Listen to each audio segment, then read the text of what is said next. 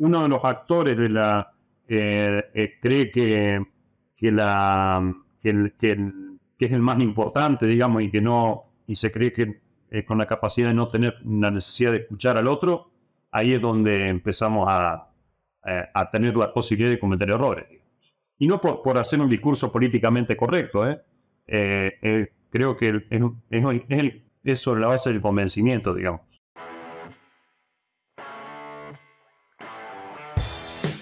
Bueno, aquí estamos nuevamente, saludos a todos y en esta ocasión vamos a tener un episodio un poco inusual y especial. Vamos a estar los dos anfitriones del Cerdo Cast en una entrevista, una plática muy interesante que sería interés para todos. Javier Serradell, un gusto saludarte. Y bueno, tú siempre estás como el encargado de las entrevistas. Ahora vamos a compartir los papeles. Entonces, para dar un poco inicio a esto, los dos tenemos una carrera un tanto diferente. Yo soy nutriólogo, Javier es veterinario, los dos trabajamos con cerdos. Entonces, vamos a tratar de enfocarnos a la interacción que tienen los nutriólogos con los veterinarios en la práctica diaria de la producción de cerdo. Javier, si quisiera saludar a nuestro público y ya después empezamos. Hola, buenas tardes. Bueno, gracias, Ramón, por la introducción. Sí, como bien decías, tenemos un perfil complementario, digamos, y muchas veces nos pasa que en el día a día de la granja, digamos, en ocasiones tenemos situaciones en donde por ahí podemos tener esa cuestión de quién es el responsable del éxito y quién es el responsable del fracaso, digamos. Entonces vamos a empezar, y para poner la cosa interesante, entonces la primera pregunta que yo te haría es, siempre que platicamos de producción, cuando las cosas van bien, cuando las cosas van mal, tratamos de ver quién es el principal responsable de cómo está saliendo la producción. Muchos le echan la culpa al veterinario cuando las cosas van mal, muchos le echan la culpa al nutriólogo cuando las cosas no salen como deben salir. ¿Cuál es tu opinión? ¿Cómo es tu visión de eso? Y ya después yo te doy mi opinión. Bueno, mi visión es que hay una gran cuota, digamos, de una base importante que tenemos que brindarle tanto a los veterinarios como en la nutrición, digamos, para que esta mesa, digamos, que finalmente termina siendo ese éxito, digamos, que en donde está también la genética y todo lo que sería lo ambiental y el manejo, pueda lograr esa máxima expresión, ¿no?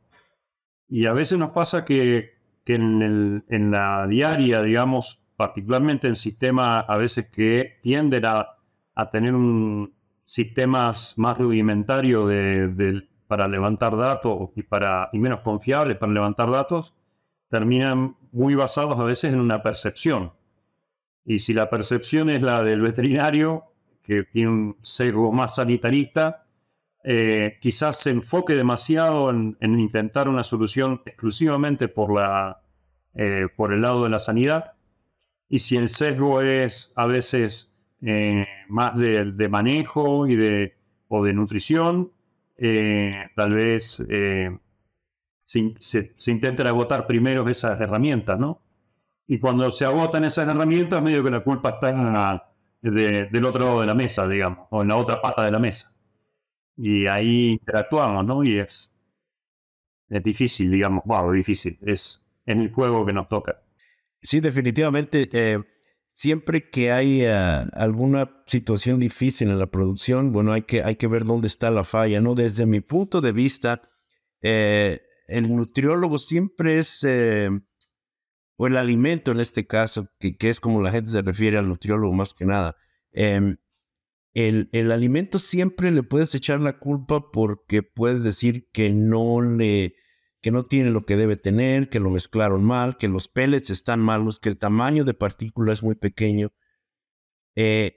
Y cuando los animales no están creciendo como debe ser, y puede ser nada más, como tú dices, muchas veces percepción, que dicen, no, estos animales deberían estar más grandes cuando en realidad tienen un tamaño adecuado. Siempre es fácil echarle la culpa o tratar de solucionar el asunto con el alimento. Si los animales están sanos y tienen un poquito de heces, digamos, un poquito más líquidas de lo deseado, siempre va a ser el alimento, y en ocasiones no es el alimento. Entonces siempre tratamos de, desde el punto de vista del nutriólogo, decir, no, nosotros estamos haciendo lo que se puede. Con una mala salud no podemos hacer que esto progrese, ¿no? Entonces ahí es donde a lo mejor interactuamos un poquito, o nos tenemos mucho que ver con los veterinarios desde el punto de vista de los nutriólogos, ¿no? Y esto, Javier, me trae a otra pregunta que me gustaría hacerte, ya que estamos ahora sí que frente a frente el veterinario y el nutriólogo. Ah, ¿Qué tanto tienes tú que ser nutriólogo en tu práctica diaria? ¿Qué tantas preguntas te hacen de nutrición en tu práctica de todos los días? En los sistemas en los que particularmente me toca trabajar más, que es que a veces son tendencia eh, para lo que es la escala de Estados Unidos o de Norteamérica, digamos, quizás son sistemas relativamente pequeños o medianos.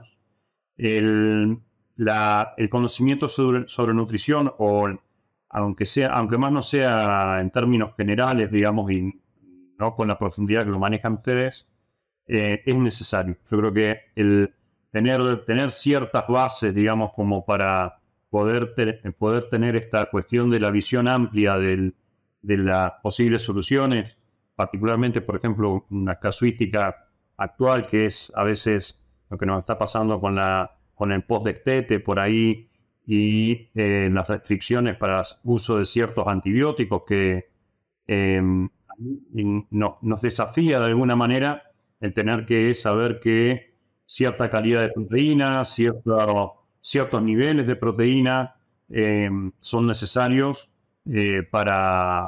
o son por ahí posible predisponente para ciertos procesos, digamos, y que si nos basamos exclusivamente en pensarlo por el costado de la Escherichia coli enterotoxigénica, digamos, como que por ahí podemos quedarnos cortos, digamos, en la solución. Me parece que en ese sentido la visión integral de sistemas siempre es necesaria, digamos. Fíjate que a mí me pasa posiblemente algo muy parecido. Comentaba contigo que siempre que voy a reuniones, em, platico con otros nutriólogos, con veterinarios, siempre salen las preguntas de veterinaria, que cómo estamos con el PED, que cómo estamos con el PERS, que si tenemos problemas de E. coli. Y yo trato de saber lo básico de la cuestión de sanidad, pero nunca voy a llegar a ser un veterinario. Am, Tienes que aprender como nutriólogo lo básico, cómo se mueve el PERS, cómo se afecta con la sazonalidad o la época del año, pero nunca vas a tener un dominio completo porque no es tu área. Lo tienes que entender porque te van a preguntar y evidentemente de la situación de la salud, pero es muy, muy interesante que debes saber lo básico sin llegar a ser un experto. La otra cosa es, como tú mencionas, ahí es donde se traslapan, desde mi punto de vista, la nutrición y la sanidad, porque estamos hablando de que, como dices, bueno, tenemos problema de E. coli, ¿lo podemos solucionar con el alimento o tenemos que hacer alguna intervención con antibióticos o vacunas o qué sé yo, ¿no? Entonces ahí creo que sí es donde se cruzan un poquito las áreas de influencia. Lo que sí me ha tocado a mí mucho trabajar con la cuestión de la interacción con los veterinarios es el uso de antibióticos en el alimento. Ahí ese es un área donde nosotros como nutriólogos no tenemos ninguna influencia, no podemos decir qué se le pone al alimento, pero a nosotros nos toca hacer los cálculos para asegurarnos de que les toca comer ese alimento y que lo reciben en el tiempo adecuado, la cantidad de tiempo adecuado y con la dosis adecuada, porque en nuestro caso el veterinario nos va a decir, bueno, yo quiero 10 miligramos por libra de cerdo vivo y lo quiero durante 14 días y lo quiero exactamente 3 semanas después de que llegan al periodo de engorda, ¿no? Entonces, todos esos cálculos no, no es que el veterinario no los pueda hacer, es que nosotros los hacemos más fácil porque debemos tener un completo conocimiento de cómo están los animales, de cuánto están comiendo, de qué tiempo les va a llevar consumir cierta cantidad de alimento y cuál es la concentración del antibiótico que tenemos que poner para seguir las instrucciones del veterinario. Entonces ahí es donde tenemos que interactuar y no sé cómo lo veas tú, ahí muchas veces parece que que estamos trabajando en direcciones opuestas. ¿Cómo lo ves tú? ¿Eso es cierto? ¿Debemos cambiarlo o debe seguir así? Mira, la realidad es que estoy bastante acostumbrado a la interacción. Entonces, tal vez en esto, capaz que no voy a terminar siendo demasiado representativo, porque estoy acostumbrado al trabajo en equipo, digamos. Pero creo que muchas veces los errores surgen, o los fallos surgen, justamente por problemas de comunicación y por no entender que esto es un trabajo en equipo, digamos. En donde cada uno hace su aporte, tú conoces cuánto come por día ese animal, y de esa manera cuántos miligramos justamente de ese antibiótico va a poder consumir, conoces cuánto de agua va a estar tomando ese animal si lo estuviéramos suministrando el antibiótico por la vía del agua. Entonces, ese trabajo para el mejor resultado creo que es un trabajo siempre creo que es en equipo. Entonces, en donde uno de los actores cree que es el más importante, digamos, y se cree que con la capacidad de no tener la necesidad de escuchar al otro, ahí es donde empezamos a tener la posibilidad de cometer errores. Y no por hacer un discurso políticamente correcto, creo que es sobre la base del convencimiento, digamos. Tenemos que podernos comunicarnos con la empresa de genética, saber cuáles son las potencialidades de esa genética, cuáles son, me imagino, tú te comunicas todo el tiempo para saber cuáles son las demandas, digamos, que va a tener ese individuo a una determinada edad. Y sobre esa base tenemos que estar tratando de trabajar, me parece. Muy bien. Y ahora que mencionas... ¿Cómo lo ves tú, digamos? La pregunta es la inversa, digamos. Fíjate que lo veo así como tú lo dices.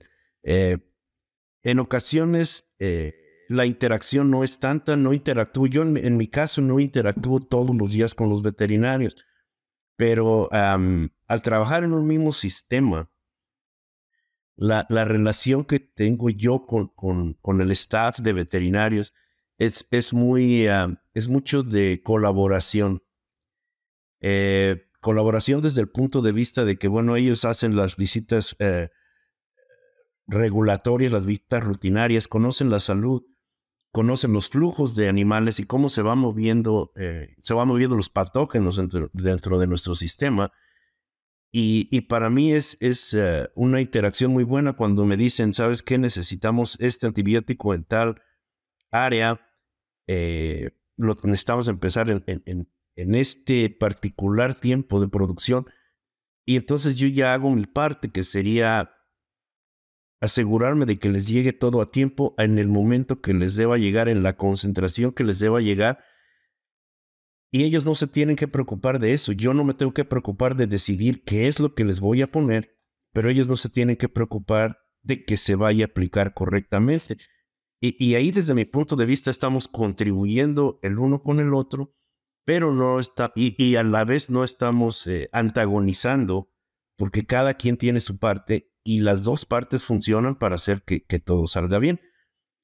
Muchas veces he visto yo en otros sistemas que hay mucho antagonismo porque cuando algo no está bien, pues todos pensamos que estamos haciendo lo mejor posible, entonces la otra parte es la que debe estar fallando porque yo estoy haciendo todo lo posible y muchas veces ahí es donde perdemos la oportunidad desde mi punto de vista.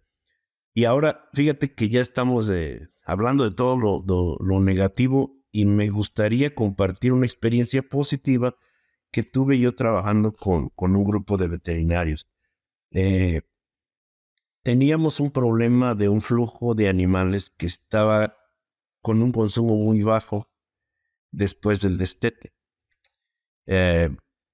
Ellos, independientemente de la nutrición, hacían muchas cosas por la salud, por asegurarse de que llegaran sanos al periodo de destete. Y nosotros, desde el punto de vista nutricional, pues tratábamos de hacer lo mismo, ¿no? De ver que todo estuviera bien, que los aminoácidos, que si la energía, pero todo el problema persistía. Llegó una compañía de aditivos y nos ofreció un producto.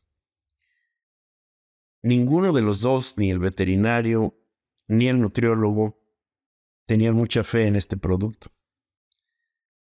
Entonces decidimos, como en ese momento teníamos que hacer algo y teníamos un experimento en puerta y teníamos que hacer algo, decidimos usar este producto, no necesariamente con mucho entusiasmo de que fuera a funcionar, pero para a lo mejor darnos tiempo en buscar una solución más adelante. Para nuestra sorpresa, de los dos, del grupo de veterinarios y del grupo de nutriólogos, el producto funcionó muy bien. El producto incrementó el crecimiento y la eficiencia de los marranos y a la vez redujo la morbilidad y se redujo la mortalidad. Entonces nos reunimos ahí a platicar después del experimento y los dos reconocimos que no teníamos mucha fe, que los dos coincidimos a lo mejor malamente en que pues lo íbamos a usar nada más para desengañarnos o para confirmar nuestras sospechas y seguir adelante buscando otra solución. La moraleja es que los dos nos dimos cuenta de que teníamos que trabajar juntos y que teníamos que estar siempre con la mente abierta para no cerrarnos en buscar una solución que ya sabíamos, sino que tenemos que entrar con la mentalidad de que puede ser algo que nosotros no sabíamos y que no conocemos, pero que puede funcionar.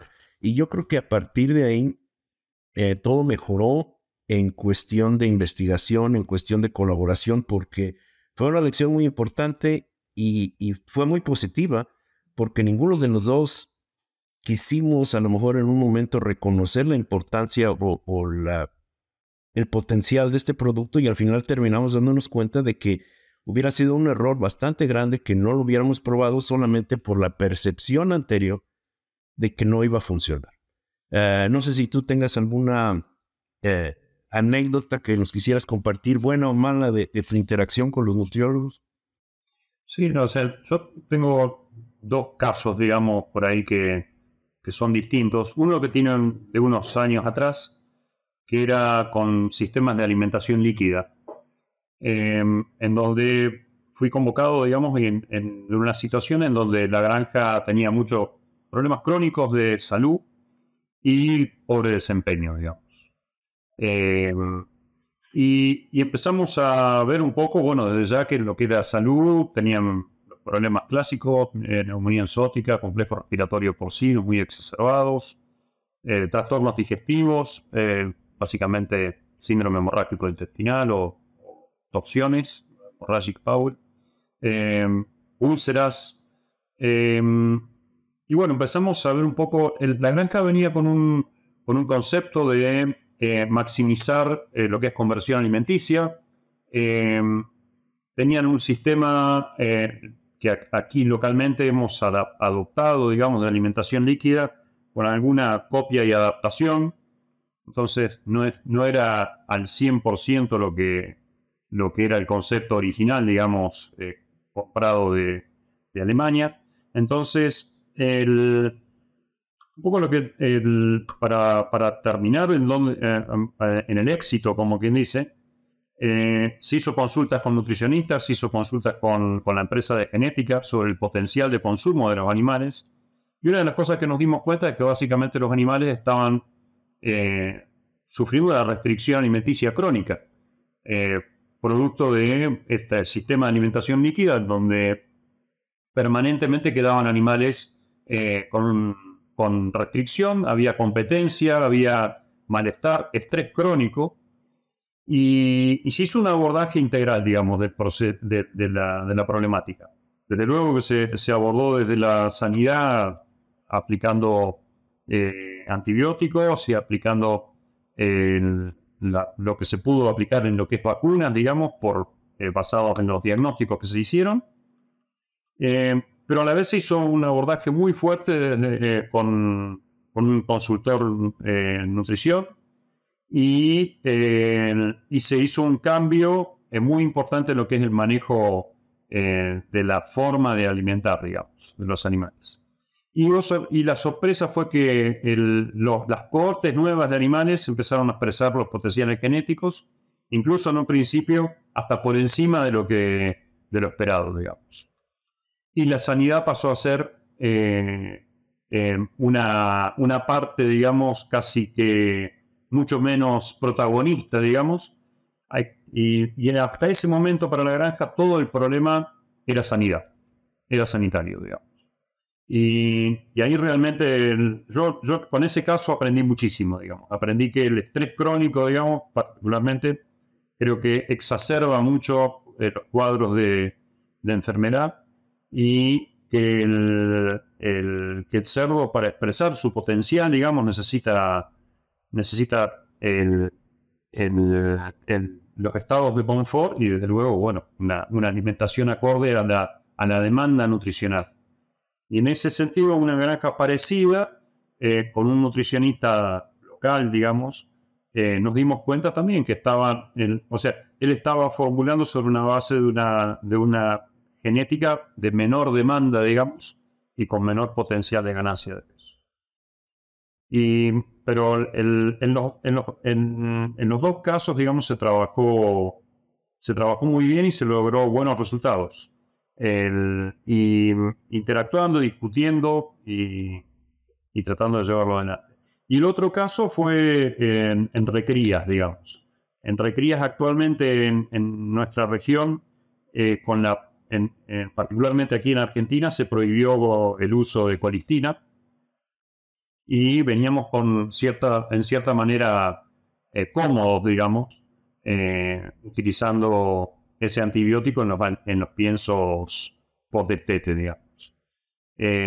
Con la salida de la colistina hemos empezado a ver casos de enfermedad de los edemas, y más problemáticas relacionados a Escherichia coli, a E. coli, y realmente también interactuando con los nutricionistas y trabajándolo también con ciertos aditivos agregados, digamos, probióticos, prebióticos en la ración, se ha logrado que la enfermedad, poder convivir con la enfermedad y no tener que estar permanentemente con el estrés del uso del antibiótico como un bombero, digamos, para ver que había un brote de enfermedad de los edemas. Así que en esos dos casos creo que el pensar, digamos, en los niveles de proteína, qué proteína estamos usando, qué calidad de proteína de soja estamos usando, etcétera, etcétera. Ahí creo que el nutricionista tiene mucho para aportar, digamos, en ese sentido. No haciéndolo culpable, ¿no? Al contrario, o sea, como aporte a la solución, digamos. Y sí tiene mucha razón, porque en ocasiones la interacción funciona muy bien. En el caso que lo mencionas, obviamente fue un caso donde el resultado fue muy positivo. Muchas veces yo he visto que veterinarios y nutriólogos se coordinan muy bien en la cuestión de los destetes porque cuando hay muchos problemas entéricos, para un nutriólogo es relativamente fácil bajarle los niveles de proteína y eso contribuye a la salud intestinal. Entonces, entre los dos ahí se puede hacer muchos cambios rápidos, sobre todo en sistemas de producción pequeños, para ayudar a un flujo en particular o en una época en particular. Y bueno, ya que tocabas tú el tema, Javier, de los genetistas, que todavía no tenemos a ninguno por aquí, pero me gustaría que consiguiéramos alguno para entrevistarlo. Yo tengo mi concepto de genética relacionada con la nutrición que me gustaría compartir, pero antes me gustaría preguntarte lo mismo en cuestión de sanidad. ¿Cómo ves tú la interacción genética en las nuevas líneas, las nuevas compañías con relación a la salud y qué están haciendo los veterinarios para seguirle el paso a la genética? Qué pregunta. Yo creo que hay muchísimo por hacer y casi que hay datos prometedores, digamos, en ese sentido, en que la genética nos va a ayudar mucho, digamos, a mejores condiciones de salud. Ya sea como formas globales de resistencia, digamos, o sea, animales más, entre comillas, rústicos, digamos, no resignando obviamente desempeños, ¿no? Pero sí animales con mayor salud global, digamos. Y la otra es, bueno, también la edición genética y todo lo que se está haciendo para suprimir ciertos receptores, etcétera. Eso es muy prometedor, digamos. Yo creo que lo que nos puede dar la genética en eso es muchísimo. Y la otra es que cuando también en lo que es salud de una granja, digamos, es difícil tener mejor salud la granja que su proveedor de genética. Entonces, lo que han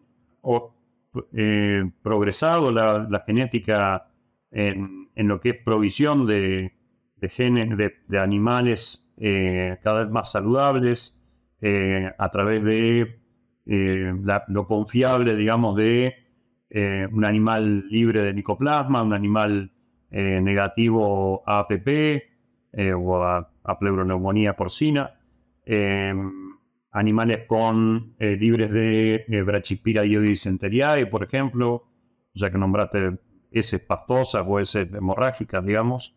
Eso yo creo que nos ayuda mucho porque es fácil decir, bueno, hay que producir sin libres de antibióticos, es muy lindo. Pero si yo compro una genética para poblar una granja y esa genética me resulta positiva a micoplasma, positiva a serotipos de alta patogenicidad o moderada patogenicidad de APP, y es positiva a Brachypira iodidysenteriae, el trabajo lo voy a tener un poco más difícil, digamos, para lograr ese objetivo. Entonces, en lo global, digamos, comparto completamente contigo. En la mesa tiene que estar sentada la genética, digamos, a la hora de que nos pongamos a ver al sistema, como que dice. Interesante, muy interesante tu punto de vista desde el punto de vista, valga la redundancia, de un veterinario, ¿no?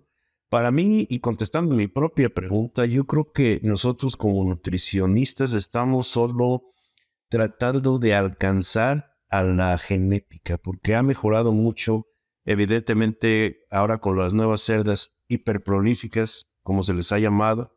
Es muy importante que nosotros alimentemos a la cerda para permitirle que llegue a obtener ese número de animales y que se mantenga sana y que pueda rendir todo su potencial.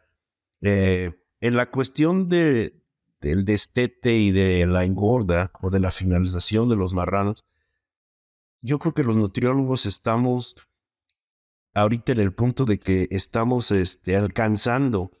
tratando de alcanzar el desarrollo de los cerdos como la empresa genética lo presenta.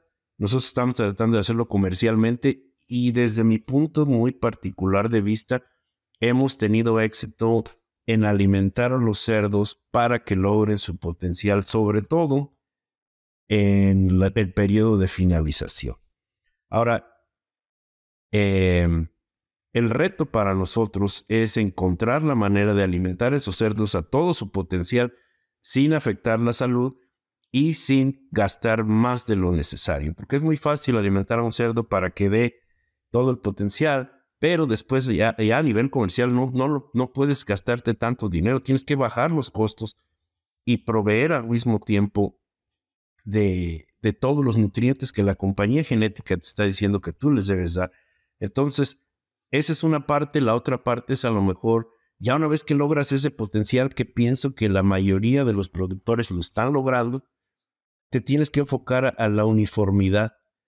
Como nutriólogo tienes que buscar las estrategias, a lo mejor vender anticipado, a lo mejor vender un poco antes, vender un poco después, hacer varios cortes, pero llegar a ese momento en que la uniformidad te permita tener una mayor eficiencia.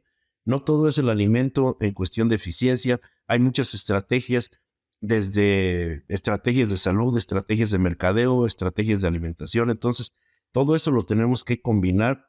También hay que, desde el punto de vista genético, la calidad del animal, la calidad de la carne, es algo que con la que el nutriólogo tiene que enfrentarse y tratar de contribuir con el alimento a que la calidad de la carne sea aceptable para tener un producto al consumidor que sea palatable, que le guste y que no afecte el mercado final, ¿no? Después de todo lo que hemos platicado, pues alguien se tiene que comer la carne y tiene que estar. Una pregunta que sí no me quiero brincar, Javier, es la cuestión de los pellets. Hay mucha controversia, sobre todo aquí en Estados Unidos, no sé, en Latinoamérica, tú me comentarás de esto. Nosotros aquí tenemos algunos productores están un poco reacios, se niegan a aceptar la peletización porque la peletización implica que vamos a tener que hacer un tamaño de partícula más pequeño, el cerdo va a comer más y es un poco más agresivo el alimento en el sistema digestivo del animal. Los animales van a tender a ulcerarse más fácilmente. No me quiero meter en cuestión de veterinaria, eso te lo dejo a ti. No, justamente.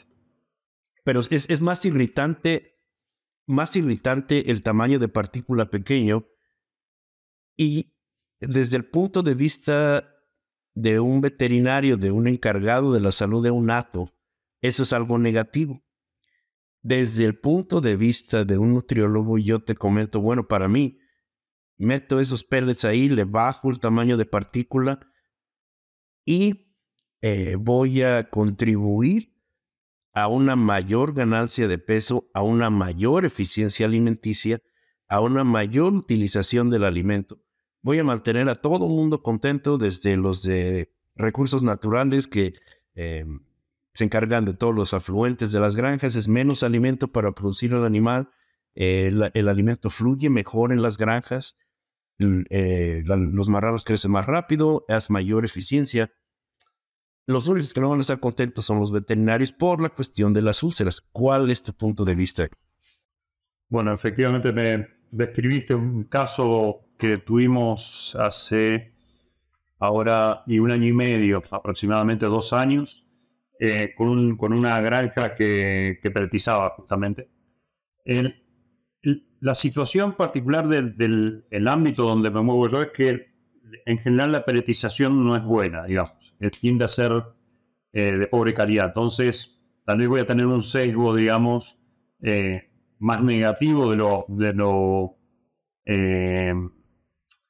que en realidad debiera ser, digamos, el método de pelletización, digamos.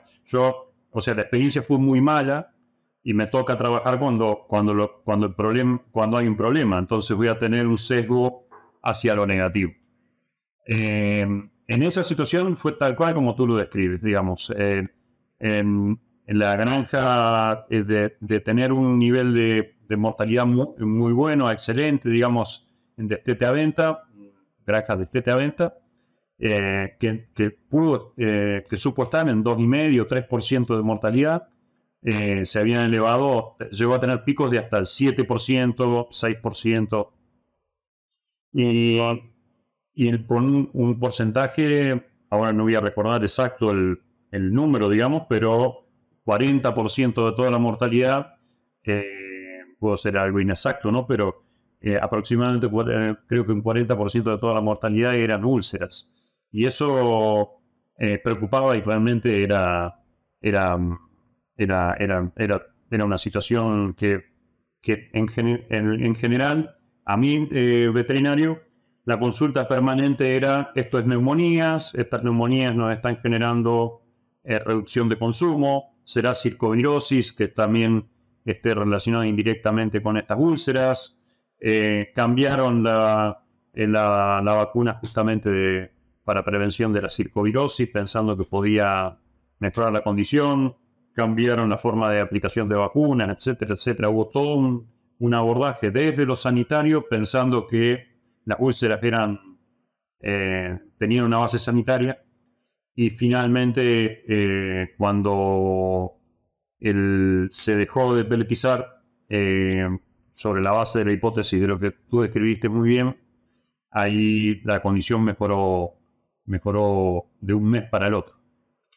En nuestra situación la experiencia fue muy mala, digamos. Pero creo que es muy mala, como le digo, porque hay un sesgo negativo, no necesariamente porque el pellet sea malo. El tema es que cuando está mal hecho, es muy malo, digamos. Creo que ahí está la idea, ¿no? La dureza del pellet, hay toda una tecnología que tú me vas a poder explicar, digamos, pero... Sí, no, definitivamente la calidad del pellet tiene mucho que ver y si tienes mal pellet, aunque muchas veces los nutriólogos decimos, no es el pellet, sino el proceso de pelletización, no es tan cierto tampoco. No puedes mandar un pellet de pésima calidad y esperar buenos resultados. Eso me trae, lo que tú me comentabas, Javier, de que te tocó ir a ver esta situación negativa con los pellets, me trae a la memoria la razón por la cual nunca me incliné por la medicina veterinaria. Ah, te voy a comentar así rápidamente. Mi familia siempre ha estado ligada a la producción animal y mis dos hermanos se dedican a la veterinaria, son veterinarios. Yo siendo el mayor, nunca me llamó la atención ser veterinario, precisamente porque yo le comentaba a mis hermanos, a mí no me gusta ver a los animales enfermos, a mí me gusta ver a los que están bien, a los que corren, a los que están gorditos, a los que comen. Y si me voy de veterinario, pues solo voy a ver a los enfermos y no me gusta, ¿verdad? No. Y a ellos les llamó la atención. Y eso es algo que sí, evidentemente tiene mucho impacto, que siempre estás viendo los problemas. No te llaman cuando todo va bien, nadie te llama a decir, oye, estás haciendo trabajo excelente, los marranos están perfectos, no se mueren. Eso me pasó, y yo siempre le pido, digamos, al cliente, digamos, a la persona que consulta, les pido el feedback, digamos. O sea, tener la devolución, digamos. Porque si no, como que a veces la película termina en el problema. Y justamente cuando a mí me motiva muchísimo poder ir a la granja y ver que todo funcionó, y que los animales se están expresando y que están saludables y que está todo bien. Ahí es donde creo que es donde me gusta la veterinaria, digamos. Me gusta justamente por ver que uno acerca soluciones, digamos. Que eso es un poco, yo soy también docente universitario, y le digo a los alumnos, digamos, en prácticas, que a veces los veterinarios tenemos el sesgo del diagnóstico y nos quedamos cortos, digamos, solo con el diagnóstico. O sea, hacer un diagnóstico de una situación, desde luego que hay que partir de un buen diagnóstico, porque si no ya no tenemos una base para la solución. Pero el diagnóstico es el primer capítulo. Luego tenemos que agregarle el capítulo de cómo solucionamos esto y cómo llevamos al barco a buen puerto, digamos. porque si no quedamos en el diagnóstico en sí no soluciona nada, digamos. Exactamente. La granja necesita soluciones. No, y eso es muy, muy interesante que lo menciones porque siempre se tiende, y lo hacemos con todo tipo de animales, incluso con mascotas, siempre llamamos al veterinario cuando ya es muy tarde. No queremos hacer las medidas preventivas para evitar los problemas, sino que ya queremos que venga y arregle todo cuando a lo mejor se pudo haber prevenido, ¿no? Y fíjate que esto me trae, y ya que se nos está acabando un poquito el tiempo, a una tecnología nutricional, por llamarlo de alguna manera, que son las enzimas. Estamos usando ahorita en esta época, usamos fitazas, ya se tiene tiempo con las fitazas, pero ahora se ha empezado a usar mucho las silanasas, proteasas, y es muy interesante porque se empezaron a usar para incrementar la digestibilidad de las dietas, mejorar el desempeño de crecimiento, mejorar la eficiencia. Y por ahí empezamos a notar algo muy interesante, los nutriólogos, que bajaba la mortalidad. Todos lo notamos, nadie decía nada, nos veíamos unos a los otros, decíamos, la pitasa funciona muy bien, las silanasas, todo perfecto. Y así como que entre nosotros, ¿y por qué no se mueren los marranos? Se mejora, se baja la mortalidad y llega un momento que ya es innegable. Ya no se puede, digamos, ocultar que sí baja la mortalidad con estas enzimas y nadie sabe, te puedes encontrar las explicaciones desde las más sencillas, que bueno, los animales que están enfermos comen lo mínimo para estar vivos y mejoras un poquito la digestibilidad y entonces empiezan a crecer y se recuperan más rápido porque lo poquito que comen lo aprovechan mejor. Hasta las respuestas más complejas que te empiezan a hablar de las citoquinasas y de los agentes inflamatorios. Pero era un hecho innegable, o es un hecho innegable, de que estas enzimas mejoran la mortalidad. Ahora ya los veterinarios no muy bien quieren involucrarse en la explicación de por qué, digamos, no es la principal razón, pero funciona. Y ahí es donde pienso yo que la nutrición ayuda un poquito con la salud al usar todos estos aditivos desde enzimas, probióticos, prebióticos. Pues tú sabes, hay infinidad de aditivos. ¿Cuál es tu opinión? ¿Crees que la nutrición en algún momento tenga un rol en mejorar o en ayudar a la sanidad, aunque sea poquito, o debemos mantenerlo totalmente separado? No, totalmente. Eh, para mí la nutrición es una herramienta fundamental, digamos. O sea, es parte fundamental. Y particularmente en el aparato digestivo, ¿no?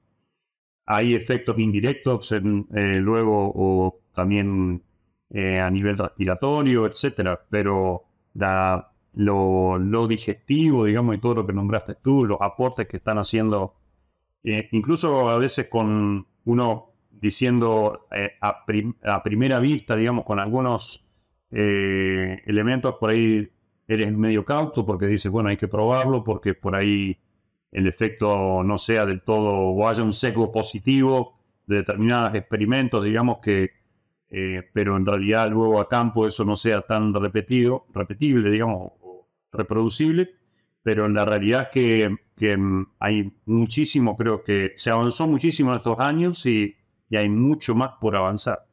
Y lo que tú dijiste, hoy cuando hablaba de destete, más pensando en destete a venta, con lo que hablaste de lo que es la madre, digamos, la hembra hiperprolífica y todo ese incremento que está produciéndose de mortalidad en la hembra hiperprolífica por esa mayor demanda, digamos, a la que está sometida, esa mortalidad, ¿hasta dónde es sanidad, digamos?